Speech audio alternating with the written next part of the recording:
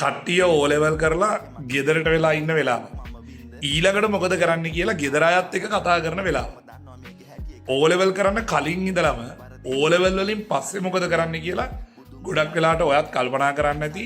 ඔයාලගේ දෙමව්පියොත් එක්කත් කතා කරන්න ඇති.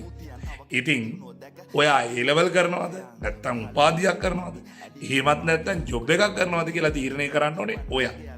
මම දෙමව්පියන්ගෙන් ඉල්ලනවා ඔයාලා ලස්සන හීන දැකලා ඇති අනාගතයේදී මගේ දරුවා මෙන්න මේ වගේ තැනක ඉන්න ඕනේ කියලා. ප්ලීස් කරුණාකරලා ඒ දේ නම් කරන්න එපා. ඒ කරන්නේ ඔබ කරන්නේ ලොකු වැරද්දක්. දරුවා කැමති දරුවා දක්ෂ හීනය දකින්න දරුවට ඉඩ දෙන්න. ඔයාගේ දුව පුතා මම අම්මට තාත්තට කතා කරනවා.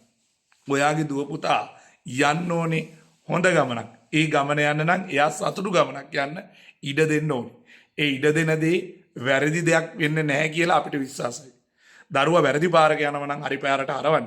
ඒක දෙමාපියන්ගේ වගකීමක්. හැබැයි ඔයාගේ හීන දරුවන් තුලින් දකින්න එපා. ගුරුවරු ඒ වගේම හිතවතුන් අයියලා අක්කලා ඒ හැමෝම ඔයාලගේ හීන වලට මම මේ කතා කරන්නේ O level කට්ටියට O level කට්ටියගේ හීන වලට බලපෑම් කරනවා. ඔයා ඊළඟට මෙහෙම කරන්න කියලා. ඔයා කරන්න ඕනේ කාටවත් ඕන දේ නෙමෙයි. ඔයාට හොඳයි කියලා හිතන ඔයා කැමති දේ කරන්න.